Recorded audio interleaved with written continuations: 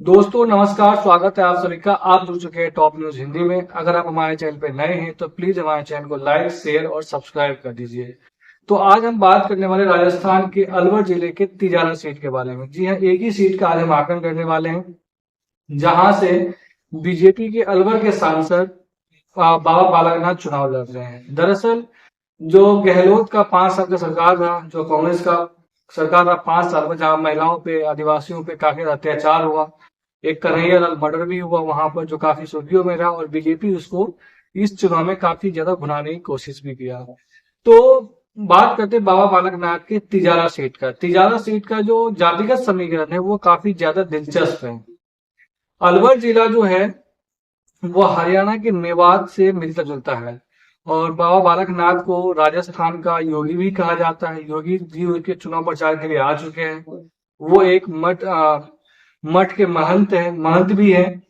और वो तो बीजेपी ने उसको तिजारा सीट से इस बार टिकट दिया चुनाव लड़ने के लिए। दरअसल तिजारा सीट जो है, बाबा बालकनाथ जो जिस जाति से आते हैं वो यादव है। और तिजारा सीट का जो जातिगत समीकरण है वो ये है कि मतलब तिजारा सीट पे यादवों की संख्या अच्छी खासी है।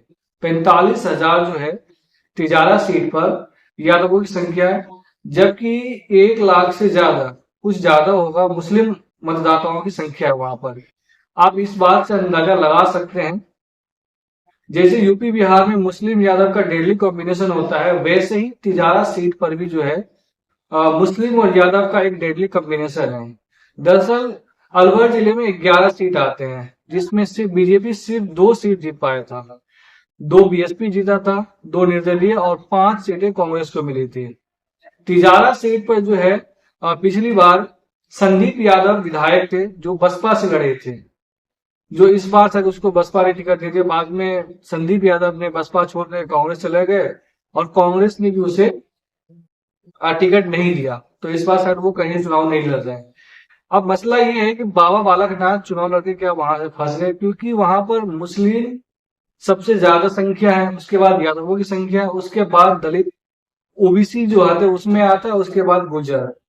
अगर आप सोच सकते हैं कि इस सीट को जितना कितना मुश्किल है, बिना ध्रुवीकरण किए बीजेपी के लिए सीट निकाल पाना काफी ज्यादा मुश्किल लग रहा है, क्योंकि बाबा बालकनाथ जो है वो हिंदुत्व का एक प्रमुख चेहरा है।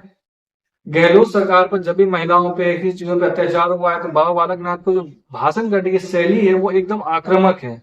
योगी भी उसके लिए प्रचार करने आ चुके हैं। बाकायदा जब वो अपना नामांकन करने गए थे तो वो बुलडोजर लेकर गए थे। दरअसल ऐसा हुआ क्या है कि योगी आदित्यनाथ जब से मुख्यमंत्री बने हैं, तब से बीजेपी में जो भी बाबा है उनको लगता है कि शायद मैं भी मुख्यमंत्री बन सकता हूं। तो तिजारा सीट पर बात करते हैं। तिजारा सीट में ये है कि मुस्लिम का कॉम्बिनेशन, मुस्लिम मतदाता जो वो 1 लाख से ज्यादा है, यादव 45,000 है, और बाबा बालकनाथ जो है वो यादव जाति से ही आते हैं। तो अगर वहां पर आप सोच सकते हैं कि वहां बिना ध्रुवीकरण किए जीत पाना बाबा बालकनाथ के लिए असंभव सा है, क्योंकि अगर यादव अगर पूरा 90% वोट अगर स्विंग कर जाता है बाबा बालकनाथ की तरफ से, तो भी मुस्लिम कॉम्बिनेशन वहां पर जो है वो भारी पड़ता हुआ दिखाई दे रहा है। और कांग्रेस की तरफ से जो प्रत्याशी है वो मुस्लिम कैंडिडेट है इमरान अली, जो पहले बसपा से टिकट लेकर के आए थे। बाद में कांग्रेस ने उसके साथ खेला कर दिया, उसको अपने साथ जोड़ लिया, और फिर कांग्रेस ने भी उसे टिकट दे दिया। तो वहां से बसपा की तरफ से कोई नहीं है। अब यहाँ इमरान अली है, उधर बाबा बालकनाथ है। अगर मुस्लिम वोट 100% इमरान अली की तरफ स्विंग कर जाता है, तो इमरान अली के लिए जो ये सीट निकालना वो काफी ज्यादा आसान होता है। मुस्लिम के साथ साथ यादव का भी कॉम्बिनेशन वहां पर है, और ओबीसी दलित भी है, जो कांग्रेस के साथ जाता हुआ दिख रहा है। तो इसलिए बाबा बालकनाथ को लगता है कि वो यहाँ से चुनाव लड़के फंस गए हैं, शायद वो इस चुनाव को हार सकते हैं। दरअसल वहां पर बिना ध्रुवीकरण, क्योंकि आपको याद होगा कुछ समय पहले हरियाणा के नूह जिला में जो दंगा हुआ था, तो उसका असर हरियाणा के गुरुग्राम तक पहुंचा था। और नूह जिला जो है वो मेवात का जो इलाका है वो अलवर जिले से ही मिलता जुलता, मतलब सटा हुआ इलाका है। तो वहां पर भी मुस्लिम की अच्छी खासी आबादी है। बाबा बालकनाथ का उन्होंने कई विवादित बयान भी दिए। बाबा बालकनाथ ने एक बार बयान दिया था कि मुस्लिम लोग पाकिस्तान जाना चाह रहे थे, लेकिन महात्मा गांधी ने उसे रोक लिया, उसे समझाया बुझाया कि ये भी आपके पुरखों का देश है, आप यहाँ रहिए, जो भी करना है आप कर सकते हैं। तो शायद इस वजह से मुसलमान यहाँ रह रहे। तो इन्होंने महात्मा गांधी पर भी एक बार विवादित बयान दिया था।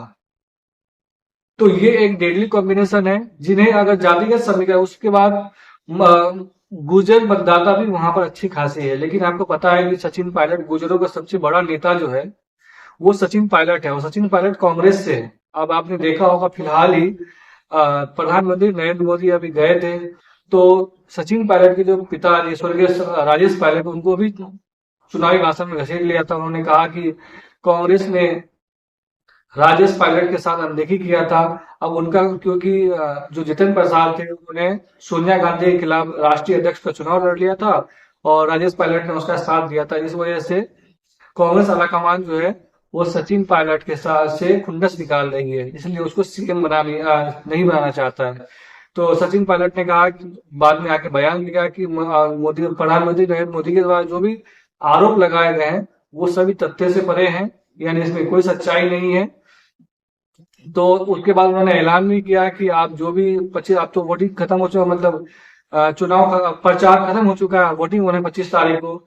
तो सचिन पायलट ने एक वीडियो बनाया, उसमें उन्होंने कहा, मतदाताओं के लिए संदेश दिया कि आप 25 तारीख को कांग्रेस के सिंबल पर ही वोट दें।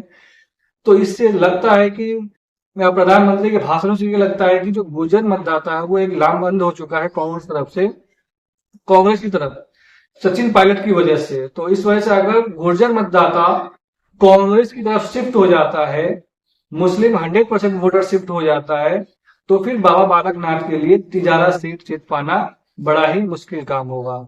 तो आप इसके बारे में क्या सोचते हैं? अगर आप राजस्थान से हैं, धौलपुर तिजारा से देख रहे हैं, तो आप कमेंट में बता सकते हैं कि कौन जीत रहा है, बाबा बालकनाथ, या फिर कांग्रेस से इमरान अली, या फिर कोई और कैंडिडेट जो लोकल, जो आरएलपी के है वो। अगर आप हमारे चैनल पे नए हैं तो प्लीज हमारे चैनल को लाइक, शेयर और सब्सक्राइब जरूर कर दीजिए। धन्यवाद।